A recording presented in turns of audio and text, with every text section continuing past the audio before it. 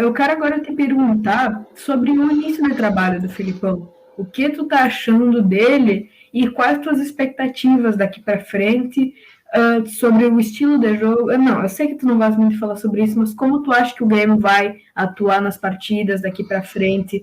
Quais competições que a gente vai priorizar? Eu sei que vai ser o Brasileirão, mas tu visa algo mais nele ou tu acha que a gente vai se manter só nessa briga final? Me diz o que tu analisa daqui para frente para esse trabalho do Felipão e como ele começou. Cara, olha só, vamos aqui fazer duas observações. Filipão não serviu para o Romildo. Foi o primeiro técnico com que o Romildo trabalhou no Grêmio foi o Filipão. Não sei se tu lembra disso, mas né, foi o Não, treinador 2014 quando. eu não, Tu é muito gurizinho. Mas não. enfim, em 2014 aquilo lá foi útil para o Filipão e para o Grêmio. Ele vinha do 7-1, foi uma situação marcante mesmo para um técnico vitorioso como ele é. E ele veio talvez para o único lugar, junto com o Palmeiras, em que ele fosse receber um carinho suficiente para talvez ultrapassar aquele momento difícil. Agora, o que eu te pergunto é o seguinte: naquele momento, independentemente de quem pediu para sair, ou quem foi mandado embora, ou se ele pediu para sair, ele não serviu. Na verdade, ele não servia. Ele não servia para o Grêmio, ele foi mandado embora, porque ele foi substituído pelo Roger. E naquele momento, você veja em 2014, que está mais perto de 10 anos do que de 5, a gente já falava que ele era ultrapassado, enfim. Depois desse ano, ele acabou sendo campeão brasileiro com o Palmeiras até. Talvez mais com o elenco que tinha do que propriamente com o que ele inovou. Resumo, eu acho que o Filipão é um técnico ultrapassado no que concerne a conceitos táticos e variação de jogo, mas para o que nós precisamos no momento, talvez ele fosse o mais adequado, no aspecto anímico, né? Talvez o que ele representa para o futebol, o que ele representa para o Grêmio e o estilo dele enquanto pessoa na relação com os jogadores, eu acho que é o que pode inclusive nos ajudar. Mas o Grêmio não vai ganhar absolutamente nada esse ano, né? O Grêmio vai simplesmente lutar para não ser rebaixado. Talvez com mais ou menos susto. Essa vai ser o divisor de águas. Mas eu não espero, por exemplo, que o Filipão chegue até o final de 2022 no Grêmio. Eu não acho que ele vá fazê-lo. Eu acho que ele sai antes, né? Até porque, sinceramente, ainda que a mentalidade que o presidente, né, inculcou no Grêmio seja essa, eu quero crer que o Grêmio tenha pensamentos maiores do que pura e simplesmente seguir ganhando o campeonato estadual e não ser rebaixado. Isso aí é pensamento para times de fora dos grandes centros do futebol. Não pode ser aceito para um time como o Grêmio. Eu acho, então, cortando em miúdos aqui, ou trocando em miúdos, o Filipão é um motivador, né, e é isso que a gente precisa agora. Mas o tempo dele como treinador, na minha opinião, já passou. Pois é, em questão de estilo de jogo e de como ele faz o time atuar, eu também acho ultrapassado. Ele até falou numa entrevista que se botar os laterais como ala era moderno, ele ia ser, como tu mesmo disse, não moderno. Deixa eu pensar na Sim. palavra. Que Ele. fosse retrógrado, conservador ou com Isso qualquer coisa. aí. Mas agora, Era tu essa veja palavra que eu só. buscava. Então, veja, ele teve assim algumas inovações. Eu acho que nesse momento, no passado eu digo, né? Eu acho que nesse momento talvez a gente pudesse trazer de volta um esquema que inclusive para ele é marcante, porque ele foi campeão do mundo com a seleção brasileira com esse esquema, implantar o 3-5-2. O 3-5-2 tinha sido demonizado também no mundo inteiro. Mais recentemente ele voltou à voga, principalmente com a Alemanha. E nós temos aqui o Atlético Paranaense está colocando, em alguns jogos colocou esse esquema. Sempre foi interessante. O Tite teve um bom período de 3-5-2 no Grêmio também. Nós somos campeões da Copa do Brasil em 2001, jogando no 3-5-2. Então, assim, mesmo para retornar às origens, ou seja, mesmo para ser retrógrado, ele não ousa. Né? Ele poderia usar, talvez, colocar isso aí. Tu veja só que maravilha. A gente tendo um líbero, coloca um jogador, sei lá, como o Rafinha, que já não está mais no auge da sua, né, da sua forma física, ou quem quer que fosse, colocando ali no miolo da zaga. Enfim, tem coisas para fazer no Grêmio, né, mas não, é aquela mesma coisinha sempre, né, sempre encaixotadinho, joga ali, joga aqui, é um na ponta, é outro aqui, o Diego Souza no meio, não tem variação, né, não tem variação. E às vezes eu acho, Chico, que talvez essa ausência de variação seja culpa dos jogadores. Talvez eles não tenham capacidade para isso. Porque eu não consigo acreditar que 3 treinadores do nível do Renato, né, que apesar de ter lá algumas características que eu não gosto, é um treinador vencedor.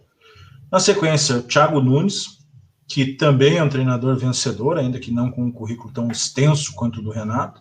E agora, só Luiz Felipe Scolari, talvez um dos maiores treinadores que o Brasil já teve, não consigam impor variação de jogo.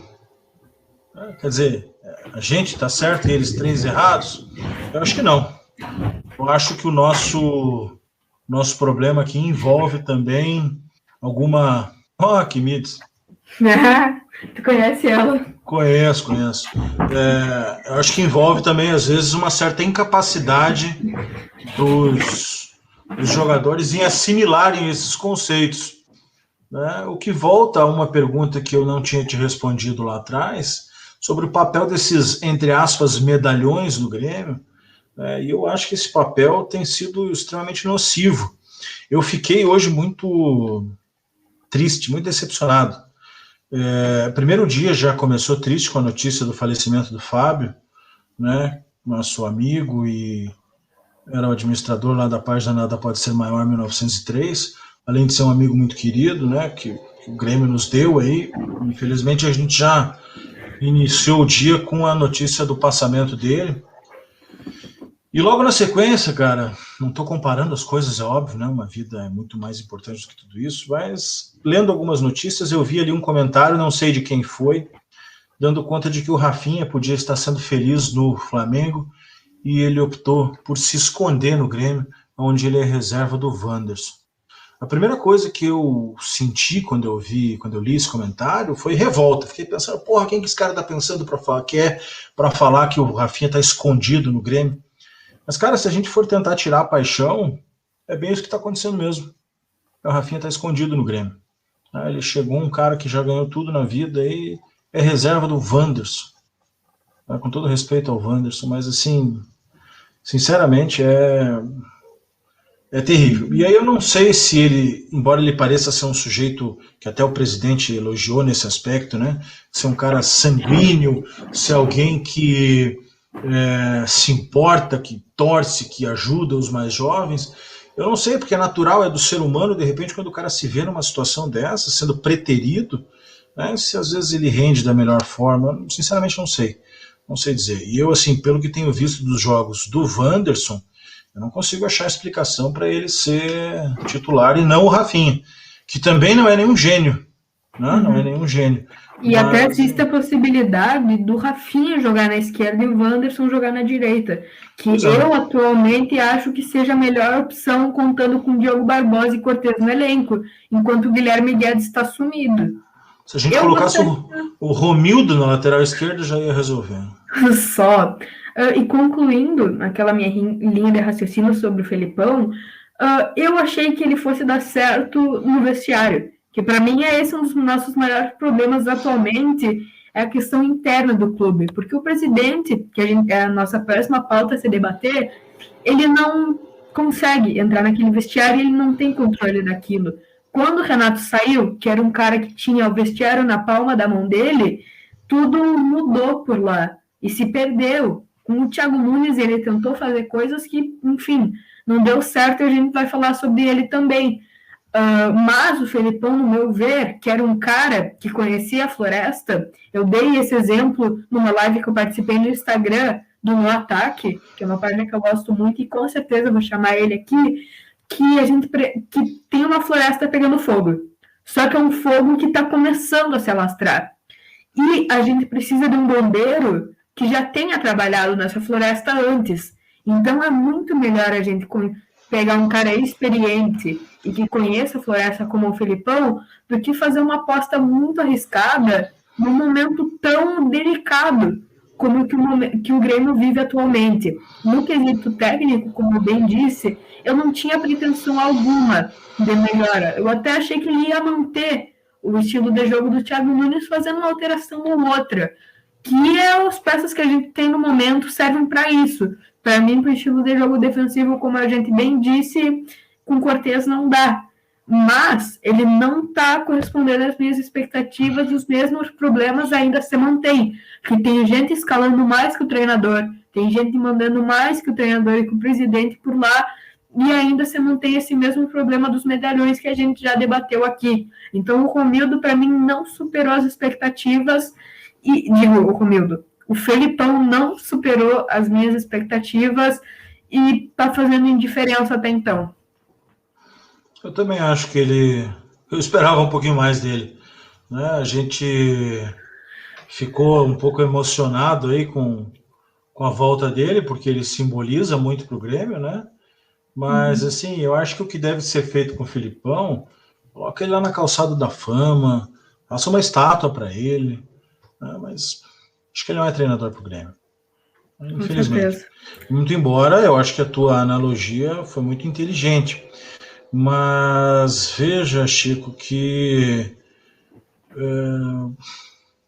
o Grêmio que ele pegou não existe mais, né? A gente se renova ano a ano, tal. Então, assim, o que nós precisaríamos, e o nosso presidente gosta muito de falar bonito, né?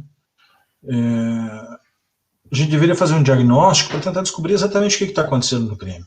Porque, assim, o que explica, por exemplo, o Thiago Nunes ter tido um início de trabalho tão fantástico?